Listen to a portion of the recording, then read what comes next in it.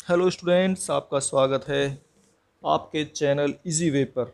और हम जो है एक साइंस की सीरीज़ शुरू करने जा रहे हैं। तो ज़्यादा से ज़्यादा स्टूडेंट्स इसमें शामिल होने की कोशिश करें, क्योंकि हम जो है बहुत आसान तरीके से और इस प्रकार से पढ़ाएंगे कि जो आर्ट साइड और कॉमर्स के बच्चे हैं वो भी समझ जाएं, उनको भी समझने में कोई समस्या ना हो। ये साइंस के जो क्वेश्चंस हैं हमारे रेलवे ग्रुप डी में बहुत ज़्यादा आ रहे हैं, और जो हमारा टेट टीईटी है और सीटेट है उसमें भी पूछे जाते हैं साइंस के कुछ क्वेश्चंस। तो हमें आसान तरीके से किस प्रकार से याद रखा जा सकता है इन क्वेश्चंस को, उस तरीके से बिल्कुल पढ़ाया जाएगा आपको। और ये एनटीपीसी में भी आते हैं, सीएचएसएल में आते हैं। न्यूमेरिकल्स न्यूमेरिकल्स पर हमारा विशेष जोर रहेगा। हम इसके साथ साथ थ्योरेटिकल भी पढ़ाएंगे। एक क्वेश्चन को हम इतनी अच्छी तरीके से समझाएंगे कि एक क्वेश्चन में 4-5 क्वेश्चन कवर हो जाएंगे। तो अब देखिए, जैसे हमारा पहला क्वेश्चन है स्टूडेंट्स, आपके सामने ये पहला क्वेश्चन पूछता है। तो स्टूडेंट्स देखिए, ये हमारे सामने क्वेश्चन है स्क्रीन पर। कार्बन 6C12 से क्या निष्कर्ष निकलता है? तो कार्बन 6C12 से क्या निष्कर्ष निकलता है, इसमें जो विकल्प हैं ये आपको दिए हुए हैं। कहने को तो हम ऐसे टिक लगवा सकते हैं, लेकिन हम समझा के आपको पढ़ाएंगे। इस क्वेश्चन में हम कई सारे क्वेश्चन आपको करवा देंगे। तो स्टूडेंट्स देखिए, मैं आपको समझाता हूँ कि जो हमारा कोई भी एटम है, ये कुछ भी जो बना होता है, ये एक न्यूक्लियस नाभिक होता है। हिंदी इंग्लिश वाले दोनों समझ सकते हैं। तो ये न्यूक्लियस होता है, इसके अंदर हमारे प्रोटॉन और न्यूट्रॉन होते हैं। प्रोटॉन को हम P लिख रहे हैं और न्यूट्रॉन को N लिख रहे हैं। तो प्रोटॉन और न्यूट्रॉन मिलकर हमारा ये नाभिक बनता है, और इसके बाहर जो है ये हमारे इलेक्ट्रॉन घूमते रहते हैं। ठीक है स्टूडेंट्स, ये जो है इलेक्ट्रॉन घूमते रहते हैं। आप इसको याद रखने का तरीका ऐसे कर सकते हैं। पानी पानी लिख, जैसे पानी होता है तो पानी यानी कि पे और ने ये अंदर और ई जो है वो बाहर होता है। तो ये अंदर प्रोटॉन न्यूट्रॉन और बाहर इलेक्ट्रॉन होते हैं। अच्छा, ये 6C12 का क्या मतलब है? 6 जो है ये हमें बताता है कि इसमें जो है 6 इलेक्ट्रॉन है बाहर। ठीक है स्टूडेंट्स, ये जो है हमारा बताता है कि 6 इलेक्ट्रॉन बाहर हमारे इस तरह से ये घूमते रहते हैं। ये 6 इलेक्ट्रॉन हमारे बाहर घूमते रहते हैं, इस तरीके से नाभिक के बाहर घूमते रहते हैं। तो जो 8वीं क्लास का बच्चा है उसने थोड़ा सा ही पढ़ा होता है, तो आप भी थोड़ा सा अगर ध्यान देंगे तो समझ जाएंगे बिल्कुल कि इसमें जो है 6 हमारे इलेक्ट्रॉन बाहर घूमते रहते हैं। जितने इलेक्ट्रॉन होते हैं उतने प्रोटॉन होते हैं। तो अगर इसमें हमने पता कर लिया यहाँ से कि जो 6 दिया हुआ है ये इलेक्ट्रॉन है 6, और जितने इलेक्ट्रॉन है बाहर उतने ही अंदर प्रोटॉन होते हैं, तो प्रोटॉन भी हो जाते हैं 6। और प्रोटॉन और न्यूट्रॉन को मिला के ये संख्या लिखी होती है ऊपर, जो 6C12 लिखा हुआ है। इसका मतलब ये है कि इसमें 6 प्रोटॉन है, 6 इलेक्ट्रॉन। जितने प्रोटॉन होते हैं उतने इलेक्ट्रॉन होते हैं, ये जरूरी ध्यान रखना है। प्रोटॉन इलेक्ट्रॉन बिल्कुल सेम होते हैं। और बाहर जो ये ऊपर लिखा है 12, ये प्रोटॉन और न्यूट्रॉन मिलाकर ये संख्या ऊपर लिखी होती है। प्रोटॉन और न्यूट्रॉन मिलाकर ये संख्या ऊपर लिखी होती है, तो ये आपको ध्यान रखना है। तो यहाँ से अगर हम देखें तो 6 प्रोटॉन हुए, अंदर जो है इलेक्ट्रॉन प्रोटॉन दोनों बराबर हैं, तो 6 प्रोटॉन, इतने प्रोटॉन होते हैं इतने इलेक्ट्रॉन होते हैं। और इसमें से अगर हम इसे माइनस कर देते हैं तो इतने न्यूट्रॉन हो जाते हैं। तो अगर 12 में से 6 माइनस कर दें तो न्यूट्रॉन भी 6 होते हैं इसमें। लेकिन अगर आप, अब मैं आपको एग्जांपल दूंगा और भी, जैसे हम अगर लेते हैं 7N14, स्टूडेंट्स देखना इसे। तो इसमें बताओ प्रोटॉन कितने होंगे? प्रोटॉन 7, इलेक्ट्रॉन 7, और न्यूट्रॉन कितने होंगे बताइए? न्यूट्रॉन कितने हो जाएंगे इसमें? इसमें से इसे माइनस करके ये न्यूट्रॉन है। यहाँ तो सब सेम आ रहा है, तो इसमें आपको कोई दिक्कत नहीं है। अच्छा, 8 और 16, ये अगर हम लेते हैं 8 और 16 अगर हम ले रहे हैं, तो इसमें देखिए कितने होंगे 8 और 16 में। इसमें प्रोटॉन कितने होंगे? प्रोटॉन बताइए 8। जितने यहाँ इलेक्ट्रॉन कितने होंगे? 8। और न्यूट्रॉन कितने होंगे? इसमें से इसे माइनस कर दो तो कितने हो जाएंगे? समझना है ध्यान से, अब मैं कुछ और एग्जाम्पल भी आपको समझाने वाला हूँ। ठीक है, तो ये हमारे न्यूट्रॉन हो जाएंगे। अच्छा, एक एग्जाम्पल हम और लेते हैं। देखिए ये लिखा है हमने 11Na। ये मैं आपको समझाता चल रहा हूँ, आपको ये रटने नहीं है। ये नाइट्रोजन है और ये ऑक्सीजन है। हम हर उसमें ऐसे समझाएंगे आपको कि सिंबल भी आपके साथ साथ याद हो जाएंगे, आपको ज़्यादा मेहनत नहीं करनी पड़ेगी। स्टूडेंट्स हम पूरी सीरीज़ करवाएंगे, जितने भी क्वेश्चंस 2018 में आए हुए हैं उन सब क्वेश्चन को रिवाइज करवा देंगे आपको, और सब क्वेश्चंस को सोल्व करवाएंगे। और इससे अलग कुछ नहीं आएगा, जितने हम बता रहे हैं इसमें चेंज होकर क्या आ सकता है वो सब मैं बता रहा हूँ, इससे आप बिल्कुल भी बेफिक्र रहें। तो अब ये देखिए 11Na23, इसमें देखिए इसमें प्रोटॉन कितने हैं 11, ठीक है, इलेक्ट्रॉन भी इतने ही होते हैं सेम 11, और जो हमारा न्यूट्रॉन कितने होंगे 23 में से 11 घटा देंगे हम, इतने हमारे हो जाएंगे न्यूट्रॉन। अच्छा एक देखिए और बताता हूँ मैं आपको एग्जाम्पल, हम ऐसा समझा देंगे कि आप जो है ना कभी भी भूल नहीं पाएंगे स्टूडेंट्स। तो ये देखिए इसमें बताइए, इसमें प्रोटॉन कितने हैं, प्रोटॉन कितने हैं 13, इलेक्ट्रॉन कितने हैं 13, प्रोटॉन इलेक्ट्रॉन सेम है, और न्यूट्रॉन कितने हैं बताइए, न्यूट्रॉन, इसमें से इसे माइनस, आप उसको तुरंत सोल्व कर देंगे, ठीक है ना स्टूडेंट्स। आप कितना भी बड़ा क्वेश्चन आ जाए आप उसको तुरंत सोल्व कर देंगे। तो ये ध्यान देने वाली बात है, आप इसको करिए, समझिए, बस हमारा यही मेन मकसद है, आपकी समझ में आना चाहिए, आप इससे अछूते ना रहें, पूरे आपको समझ में आ जाए स्टूडेंट्स।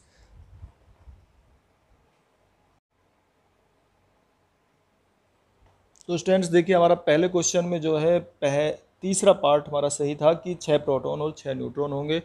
अब हमारे सामने दूसरा क्वेश्चन है स्क्रीन पर, और इसमें कहता है यदि 10 न्यूटन और 5 न्यूटन के दो बल एक वस्तु पर एक ही दिशा में लगाए जाते हैं, 10 न्यूटन और 5 न्यूटन के दो बल एक वस्तु पर एक ही दिशा में लगाए जाते हैं, तो वस्तु पर कार्यरत कुल बल कितना होगा।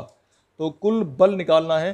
तो देखिए स्टूडेंट्स में देखिए ये जो एन है ना, एन फॉर न्यूटन, जैसे हम किसी का वजन तोलते हैं तो वजन तो किस प्रकार से तोलते हैं, वजन बताते हैं कि किसी में 20 किलो वजन है, किसी में 50 किलो वजन है, तो उसकी जो इकाई है हम किलो में नापते हैं। उसी प्रकार से जो बल है, किसके अंदर बल है तो बल को हम न्यूटन में नापते हैं। अगर हम किसी की लंबाई कहते हैं 5 फीट है, 3 फीट है, 6 फीट है, तो उसी प्रकार से जो एन है, एन ये बल के लिए मात्रक होता है, बल को हम कैसे नापते हैं। तो न्यूटन के जो बल लगे हुए हैं, ये कोई वस्तु आपके सामने रखी हुई है, मैं दिखा रहा हूँ इसको बना के, बिल्कुल क्वेश्चन इस तरह से समझा देंगे कि आप कभी भूलेंगे नहीं, और इस तरह से जितने भी क्वेश्चन आएंगे आप उन्हें सबको सोल्व कर देंगे। ये हमने 2018 के जो पेपर में आए हुए हैं क्वेश्चंस, हमारे पास में कई सौ क्वेश्चन हैं, तो उन सबको हम इसी तरह से एक्सप्रेशन के साथ आपके सामने कराएंगे, तो आपके कभी भी आप भूल नहीं पाएंगे और सब क्वेश्चन आपको मिलेंगे। तो देखिए स्टूडेंट्स, ये हम कोई एक वस्तु दी हुई है और इस पर एक ही दिशा में 10 न्यूटन और 5 न्यूटन के बल लगे हुए हैं। 10 न्यूटन का बल एक ये लगा हुआ है और एक ये 5 न्यूटन का बल लगा हुआ है, दोनों अगर एक ही दिशा में लगे हों, ये 10 न्यूटन और ये 5 न्यूटन, अगर दोनों बल एक ही दिशा में लगे हैं तो इसको हम जोड़ देते हैं, कितना हो जाएगा 10 और 5 15। अगर आप देखो, अगर आप कोई दो स्टूडेंट्स अगर एक साथ किसी चीज़ को खींचते हैं तो वो जल्दी खींच जाती है, तो इस तरह से जो उनका जोड़ हो जाएगा 10 और 5 15 न्यूटन हो जाएगा। लेकिन अगर ये सोचो, इसने तो दिया है एक ही दिशा में लगाए जाते हैं, अगर वो विपरीत दिशा में लगे हों, ये तो हमने एक इस क्वेश्चन के लिए आंसर बता दिया, लेकिन ये पेपर में कुछ बदल के आ सकता है। मान लिया ये ऐसे दे सकता है कि 10 न्यूटन का बल लगा हुआ है इस दिशा में, ठीक है स्टूडेंट्स, और 5 न्यूटन का बल विपरीत दिशा में अगर ये कहता है तो फिर इसका जो परिणामी बल होगा, कार्यरत कुल बल कितना होगा, तो इस 10 में से, क्योंकि ये अलग अलग डायरेक्शन में लगे हुए हैं, तो 10 में से हम 5 को माइनस कर देंगे, तो इस प्रकार से ये 5 न्यूटन का बल निकल के आएगा, ठीक है ना स्टूडेंट्स। ये 10 न्यूटन का इस साइड में लगा है, 5 का इस साइड में लगा है, तो फिर ये 5 निकलता। अगर विपरीत दिशा में लगे हैं, इसने बताया है एक ही दिशा में लगे हैं, अगर एक ही दिशा में लगे हैं तो हम ये 15 लिख देंगे। अगर विपरीत दिशा में होते, ठीक है, तो ये हमारे होते 10 और में से 5 को हम माइनस कर देते। तो इस प्रकार से जो इसका आंसर है हमारा, ये तो आ गया थर्ड, लेकिन इसका हमने और भी बता दिया है, अगर इसको चेंज करते हैं तो वो किस प्रकार से कर सकते हैं, ये मैंने आपको बता दिया है। ये भी 2018 में आया हुआ क्वेश्चन है। देखिए स्टूडेंट्स, ये थर्ड क्वेश्चन है आपके सामने स्क्रीन पर। ये कहता है 10 किलोग्राम की कोई वस्तु है, उसको 4 मीटर की ऊंचाई तक ऊपर उठाने में स्थिति ऊर्जा कितनी होगी। तो ये आपको समझ में कैसे आएगा, ये देखिए स्थिति ऊर्जा कैसी होती है, तो हम इस तरह से समझा रहे हैं कि आर्ट साइड और कॉमर्स के बच्चे भी इसको समझ जाएं। देखिए जब हम दूध पीने से हमें एनर्जी किससे मिलती है? ऊर्जा से, मतलब एनर्जी है, हमें ऊर्जा किससे मिलती है? दूध पीने से, सब्जियां खाने से, ठीक है ना। इस तरह से हम ड्राई फ्रूट्स खाते हैं, उससे हमें एनर्जी मिलती है। तो कई सारी चीज़ का जो प्रोडक्ट है वो हमारी एनर्जी देता है, हमें एनर्जी मिलती है दूध से। तो इस तरह से जो एनर्जी किससे बनी हुई है, अब देखो दूध से बनी है, भाई हमने मिल्क लिया, दूध लिया, उससे एनर्जी बनी हमारी, ड्राई फ्रूट से हमारी एनर्जी बनी, और सब्जियों से हमारी एनर्जी बनी। तो इतनी सारी जो चीज़ें हैं ये मिलाकर हमारी एनर्जी बनाती हैं। तब ये छोटी चीज़ है और सबको मिला के हमारी क्या बनती है? एनर्जी बनती है। तो इसी प्रकार से ये तो अब मैं समझाने के लिए आपको बताई ये सब बातें। अब इन सब चीज़ों को मिलाकर, ठीक है, इन सब चीज़ों को मिलाकर एनर्जी बनती है। उसी प्रकार से जो ये स्थितिज ऊर्जा है, जो हम काम करते हैं, हमारे अंदर जो एनर्जी है उससे हम काम करते हैं, तो ये इसको स्थितिज ऊर्जा भी कह सकता है, ये इसको कार्य भी कह सकता है। ये भी बात आपको ध्यान रखने का है, क्योंकि ऊर्जा से ही कार्य होता है, तो इसको ये कार्य भी कह सकता है। तो ये भी बात आपको ध्यान रखने की है कि इसको ये कार्य भी कह सकता है। ऊपर उठाने में किया गया कार्य बताओ या स्थितिज ऊर्जा बताओ। तो अब जब हम ये देखिए, जो हमारी एनर्जी है, जो स्थितिज ऊर्जा है, वो हमारी दूध, मिल्क, मिल्क फॉर मास, मास जो हमारा मास होता है, जो जितना ज़्यादा खाता है उसके अंदर उतना ही मास बढ़ जाता है। तो उस तरह से एम और जी, जी देखिए जो अर्थ है वो सब जगह दिया होगा, आप पहचान जाओगे कि जी का कहाँ यूज़ करना है, कहाँ नहीं करना है। अगर उसने जी दिया है तो इसका मतलब ये यूज़ करना है, एम जी। और उसने दी हुई होगी कि उसको उठाने में, ऊपर तक जो उठाता है उसको, तो वो हाइट हो जाएगी। हाइट कितनी हो जाती है? h4 हो जाती है, ये h है, ठीक है स्टूडेंट्स। तो ये आपको याद रखना है कि ये mgh है, 4 मीटर की ऊंचाई तक ऊपर उठाने में कितना कार्य किया। तो ये बात आपको याद रखनी है कि जो जो चीज़ ये देगा, एनर्जी उन सब चीज़ों से मिलती है। तो जब उन सब चीज़ों से एनर्जी मिलती है, तो सब चीज़ अगर हम खाते हैं, जैसे दूध, सब्जी, ड्राई फ्रूट हम खाते हैं, तो उन सब चीज़ों का जो प्रोडक्ट है वो एनर्जी है। तो प्रोडक्ट जो है ना, यहाँ प्रोडक्ट से मीन्स गुना होता है, गणित में प्रोडक्ट का मतलब गुना है। तो इस तरह से इन सब की गुना जब हम कर देते हैं तो ये एनर्जी हो जाती है। सब जो है ना गुना में काम करते हैं, जोड़ के नहीं काम करते। हम जो ड्राई फ्रूट सर ये अगर हम 2 बादाम खाते हैं तो दुगनी ताकत आ जाती है, 4 बादाम खाएंगे 4 गुनी ताकत आ जाती है। तो इनकी सबकी हम गुना कर देते हैं, ठीक है ना। अगर हम 1 कटोरी सब्जी खा रहे हैं, 2 कटोरी खा रहे हैं, तो दुगनी ताकत आती है। 2 प्लस 2 नहीं, 2 गुना 2, 3 प्लस 3 नहीं, 3 गुना 3, यानी कि प्रोडक्ट में आती है हमारी ताकत, जो है गुना में आती है। तो इस तरह से ये स्थितिज ऊर्जा का फॉर्मूला है, ये आपको याद कर लेना है, स्थितिज ऊर्जा का फॉर्मूला, ठीक है ना स्टूडेंट्स। ये बहुत ज़्यादा एक काम आता है, इसमें कई सारे क्वेश्चंस आए हुए हैं इस तरीके के। तो अब मैंने बताया कि mgh जो है हमारा, m जो m फॉर मास, जो उसके अंदर वेट है, m g अगर इसने दिया होगा, क्योंकि पृथ्वी जो अपनी तरफ सब चीज़ को खींचती है तो वो g होता है,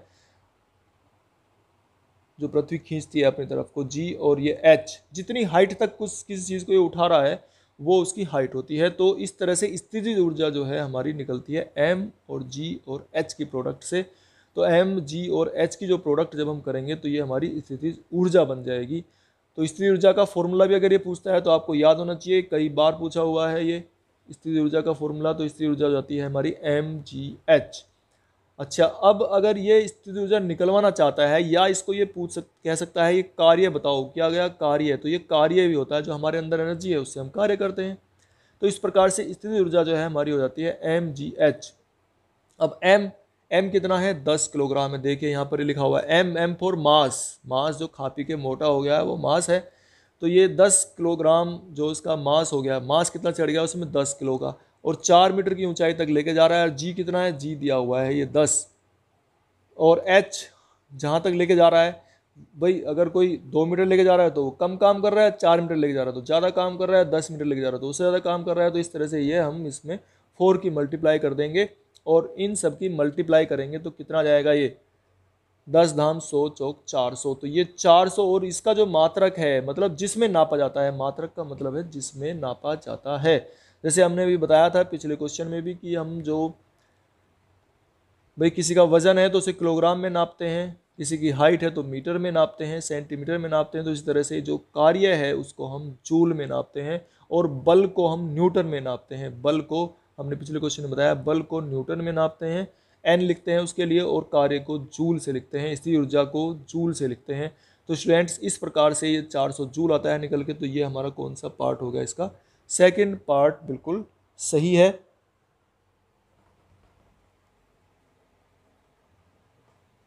स्टूडेंट्स देखिए, तो इस प्रकार से हमने निकाल लिया है कि 400 जूल जो है इसकी एनर्जी होगी। तो हमें एक ध्यान रखना है, देखिए कभी कभी गुना करके आप 10 और 4 गुना करके 40, ये भी आंसर हो सकता है, या इसे कहते हैं कि भाई दुगनी हो जाएगी, आधी हो जाएगी। तो इस तरह से इसने ये पजल करने वाले आंसर दिए होते हैं। तो इसलिए हमें ध्यान रखने की ज़रूरत है, हमें जी की भी मल्टीप्लाई करनी है, क्योंकि जब एनर्जी बनती है ना, तो मैंने बताया कि दूध, सब्जी, ड्राई फ्रूट 3 चीज़ से बन रही है। तो यहाँ भी 3 चीज़, स्थितिज ऊर्जा जो है वो 3 चीज़ों से ही बनती है, MgH। इस प्रकार से आपको M और G और H लेना है, G की भी मल्टीप्लाई करनी है। और इसका आपको याद रहेगा या नहीं रहेगा, इसका कैसे पता करेंगे आप, कि अगर G दिया हुआ है तो इसका मतलब MgH है ज़रूर, और G उसमें दिया हुआ होगा क्वेश्चन में। अच्छा, फोर्थ क्वेश्चन देखो, इसी तरह का उसने पूछा हुआ है, 2018 में आया हुआ है। स्थितिज ऊर्जा किसके बराबर होती है? स्थितिज ऊर्जा किसके बराबर होती है? तो अभी हमने बताया है स्थितिज ऊर्जा किसके बराबर होती है, फॉर्मूला लिखा भी था। तो MgH, स्थितिज ऊर्जा किसके बराबर होती है? MgH के बराबर होती है। और ये जो विकल्प है इसके सब ये नहीं सही नहीं है, तो इसका जो हमारा केवल फर्स्ट ऑप्शन ही सही है। स्थितिज ऊर्जा किसके बराबर होती है? MgH। M फॉर मास, मैंने बताया जो खा के मोटा हो गया है वो मास, और G और H जितना वो काम कर सकता है, अगर वो वेट उठाता है, उसको जितना ज़्यादा ऊंचाई तक उठा सकता है वो उतनी ज़्यादा उसकी एनर्जी होती है। ठीक है ना, ये स्थितिज ऊर्जा ही होती है। जो हम वेट उठाते हैं ये स्थितिज ऊर्जा हो जाती है, कि एक आदमी जो है ना छाती तक लेके आ रहा है, एक ऊपर तक लेके जा रहा है, तो वो उसकी स्थितिज ऊर्जा हो जाती है। कितनी उसके अंदर एनर्जी है, तो एनर्जी तो हम यहीं से पता करते हैं ना। तो इस तरह से आपको ये, अच्छा अब तो स्थिर ऊर्जा हमने बता दिया MgH है। ये भी हम बताएंगे, ये गतिज ऊर्जा होती है, और ये हमारा कार्य भी होता है, ये गतिज ऊर्जा होती है। जैसे इनकी ज़रूरत कहाँ कहाँ पड़ती है, उस जैसे क्वेश्चन आते रहेंगे हम आपको बिल्कुल क्लियर कर देंगे। एक भी क्वेश्चन आप जो है ऐसा नहीं मिलेगा जो नहीं समझ पाओगे, और इन्हीं से क्वेश्चन देता है बदल के। मैं पूरे इनको अच्छी तरह समझा रहा हूँ आपको, कि आप जो है कुछ भी इसमें भूल नहीं पाएंगे स्टूडेंट्स।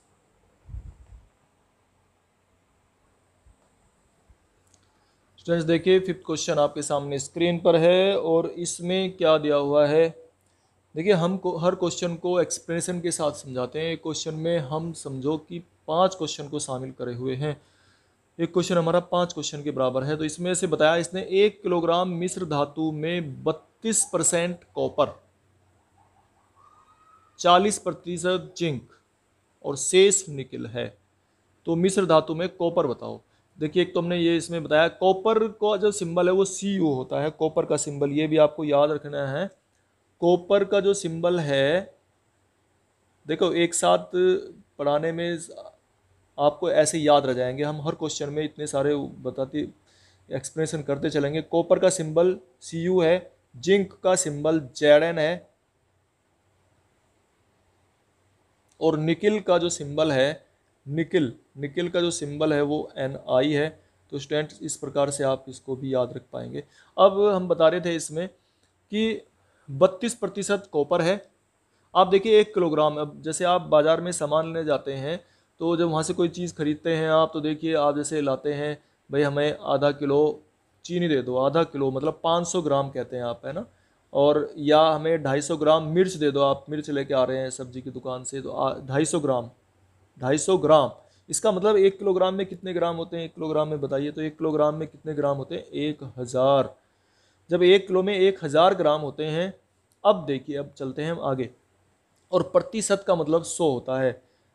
तो अगर मान लें किसी के जो है एग्ज़ाम में इंग्लिश में उसके किसी के 50 नंबर आ रहे हैं, 50% नंबर आए, तो इसका मतलब 100 में से 50 हैं। और उसके ज्योग्राफी में 100 में से 68 नंबर आए हैं, तो इस 68% नंबर आए हैं, तो इसका मतलब उसके 68 नंबर हैं। इस प्रकार से परसेंटेज होती है, 100 में से निकलती है। तो 100% होता है टोटल। तो 32% कॉपर है, 40% जिंक है। तो 1 किलोग्राम में कितने ग्राम होते हैं? 1000 ग्राम है ये। ठीक है ना स्टूडेंट्स, ये 1000 ग्राम है। अब ये कहता है 32% कॉपर है इसमें से, तो इसका 32% कॉपर है। अब देखिए कॉपर कैसे निकालेंगे, इसका 32% निकाल लेंगे हम 1000 का। तो एक बात मैं कहूँ आपको शॉर्ट में अगर बताऊँ तो एक जीरो हटा दो और 32 की से मल्टीप्लाई कर दो, तो ये आ जाएगा आपका 320 ग्राम। अगर शॉर्ट में चाहते हैं आप, नहीं अगर निकालना चाहते हैं तो 1000 गुना 32/100 आप ऐसे भी निकाल सकते हैं। दो जीरो एक कैंसिल हो गई और ये 32 हम 320, तो दो जीरो हटाते ही। तो इस तरह से अगर आप, ये तो कॉपर हो गया, अगर आप जिंक निकालना चाहते हैं, ये तो हमने बताया कि ये तो निकल गया हमारा कॉपर, ठीक है, ये तो कॉपर निकला है। जिंक अगर निकालना चाहते हैं तो कैसे निकालेंगे, जिंक कितना हो जाएगा 400 ग्राम उसमें। और निकिल अगर आप चाहते हैं निकिल कितना होगा, तो 400 और 320 720 हो गया, तो वो कितना बचेगा 280 ग्राम उसमें निकिल है। और परसेंटेज के हिसाब से बताया हुआ है। तो इस प्रकार से आप ये 5th क्वेश्चन कर सकते हैं। तो स्टूडेंट्स हम बिल्कुल पूरी तरह से एक्सप्लेन करके क्वेश्चन करा रहे हैं और एक क्वेश्चन को ऐसे समझा रहे हैं कि आप पेपर में भी इसको नहीं भूल पाएंगे।